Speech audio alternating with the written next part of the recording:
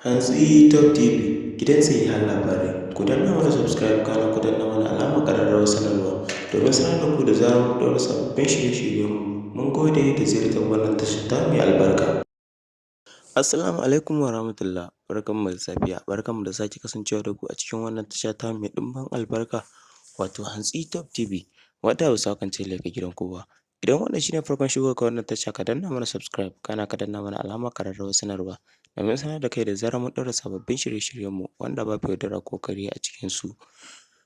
Ku ci gaba da bibiyar wannan tasha tamu mai ɗimbin albarka domin sanin dukkan wasu labarai da ke zagaye da ku birni da ƙauyuka har da ma na ƙasashen waje. Mun gode da ziyartar wannan tasha tamu mai albarka.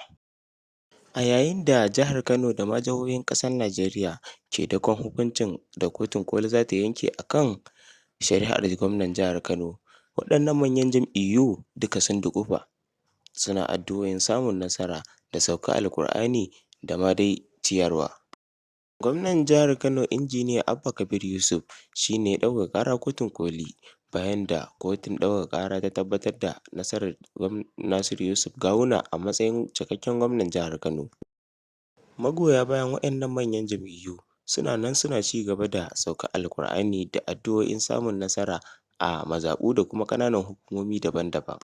Dr. Faruk Kowa ya kasance shugaban hukumar NADA wanda shi ma ɗan jam'iyyar NNPP ne, ya ce a wannan karon suna sa ran alƙalan kotun za su yi adalci saɓanin abin da suke tunani an musu a baya.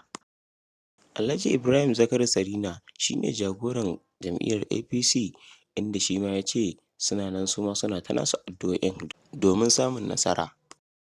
A ranar 17 ga watan Nuwamban shekarar 2023 ne kotun ɗaukaka ƙara ta kori ƙarar da gwamnan jihar Kano Abba Kabir Yusuf ya shigar a kan ƙalubalantar hukuncin kotun ƙararrakin zaɓe ta yanke.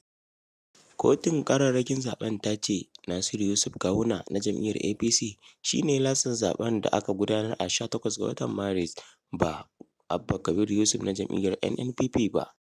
Sai dai kuma gwamna Injiniya Abba Kabir Yusuf sun garzaya da shi da jama'arsa zuwa kotun ƙoli a kan ƙalubalantar hukuncin da kotun ta yanke.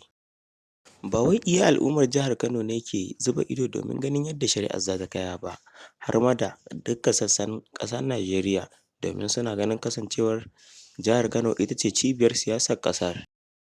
Dukkan ɓangarorin biyu, jam'iyyar NNPP da kuma APC sun rattaba hannu kan wata yarjejeniya inda za su amince da duk hukuncin da kotun ƙoli ta yanke saboda tabbatuwar zaman lafiya a cikin jihar Kano.